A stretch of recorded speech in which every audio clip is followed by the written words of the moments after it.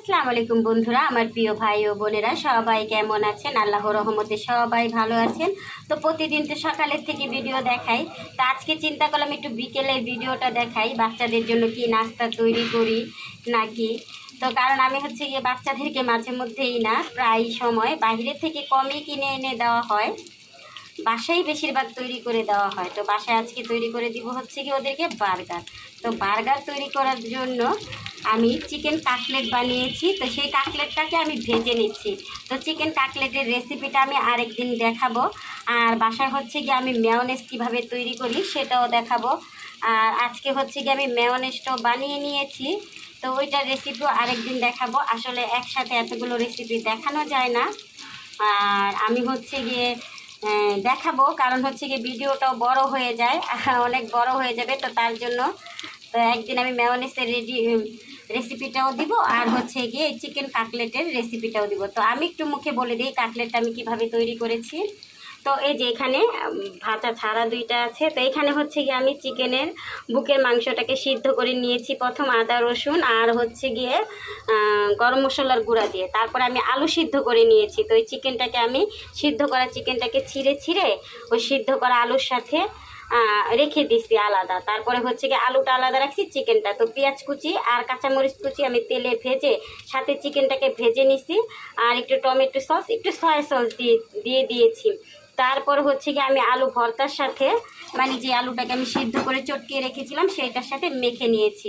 তো সেইটার সাথে মেখে তারপর হচ্ছে কি আমি এই যেভাবে কাটলেট এখন অনেকে চারকোনা বানায় বা গোল বানায়, তো আমি তো বেশিরভাগ সময় গোলেই তৈরি করি। এই তো গোল গোল করে কাটলেটটাকে আমি তৈরি করে নিয়েছি।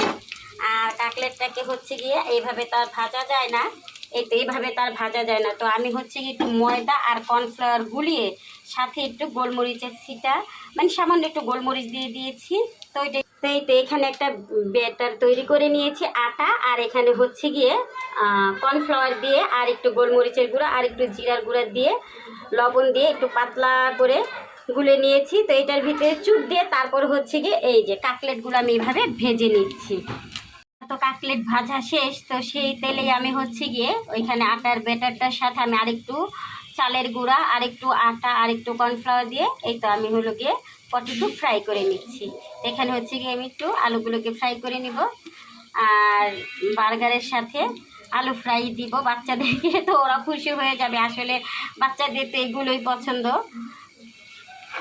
এই তো বিকেলের নাস্তাতে ওদেরকে আর কি মাঝে মধ্যে আমি যা তৈরি করে দিই সেটা আপনাদেরকে দেখাচ্ছি। আর এইভাবে একটু আলু ফ্রাই করে দেখবেন, আসলে দোকানের মতো মচমচে থাকে আর কুরকুরে মচমচে হয়, তো বাচ্চারাও পছন্দ করে আর কি। আর মেয়োনেজটা তো আমি ঘরেই তৈরি করেছি, তো সেটার রেসিপিও আপনাদেরকে দিব।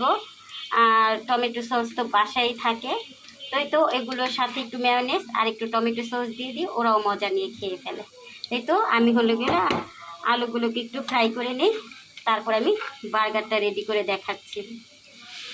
আর আমি হচ্ছে গিয়ে বন কিন্তু দোকান থেকে কিনে নিয়ে এসেছি, বনটা আমি বানাইনি। বার্গারে যে বন সেটা আমি বানাই নাই, সেটা দোকান থেকে কিনে নিয়ে এসেছি। আলুটা ফ্রাই হোক, তারপর আমি বার্গার তৈরি করে দেখাবো। আর এই তো এখানে আমার সবগুলো কাটলেট ভাজা শেষ।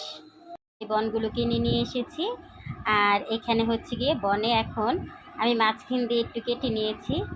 তো এখন আমি বনের মধ্যে মেয়োনেজটা দিয়ে দিব। এই তো আমার মেয়োনেজ, এটা হচ্ছে কি আমি মেয়োনেজটা বানিয়ে নিয়েছিলাম। তো আপনাদেরকে আমি আরেকদিন এই মেয়োনেজের রেসিপিটাও দেখাবো। আমি এখন হচ্ছে বনটার ভিতরে একটু মেয়োনেজ দিয়ে নিই। আসলে এখানে তেমন কিছু না, একটু মেয়োনেজ দিয়ে আর কি বাচ্চাদের স্বাদের জন্য একটু মেয়োনেজ দিয়ে দিব হচ্ছে গিয়ে কাটলেটটা, চিকেন কাটলেটটা। এতে একটা করে চিকেন কাটলেট এইভাবে হচ্ছে গিয়ে বার্গারটার ভিতরে দিয়ে দিব, উপর থেকে এইভাবে দিয়ে দিব। তো কেমন হলো একটু জানাবেন। আর সাথে দিয়ে দিব কিছু ফ্রেঞ্চ ফ্রাই বা আলু ভাজা যেটাই বলেন। তো বাচ্চাদের একটা স্বাদের লোভনীয় একটা খাবার হবে। তো এই তো রেডি বিকেলের নাস্তা। তো এইভাবে আপনারা চাইলে বাচ্চাদেরকে একটু এইভাবে পরিবেশন করে দিবেন। তো আজকে ঘরে শসা গাজর কিছুই ছিল না, নাহলে এখানে একটু শসা আর গাজর দিয়ে দিতাম, তাহলে আর একটু সুন্দর লাগতো প্লেটটা দেখতে আর কি। আসলে বাচ্চাদের দেখতে যেটা সুন্দর তারা মনে করে সেটা খেতেও অনেক সুন্দর। আর এগুলো তো বাচ্চাদের প্রিয় খাবার, সেটা আর বলার কিছু নেই। তো এখানে একটু মেয়োনেজ আর একটু টমেটো সস দিয়ে দিলাম, আর সাথে হচ্ছে গিয়ে ফ্রেঞ্চ ফ্রাই, ওই তো আলু ভাজা, আর হচ্ছে গিয়ে বার্গার। তো বার্গার বানানোটা কেমন হয়েছে জানাবেন আমাকে। আর আরেকবার রেসিপিতে ইনশাল্লাহ কাটলেটের আর হচ্ছে গিয়ে মেয়োনেজের রেসিপিটা দেখিয়ে দিব।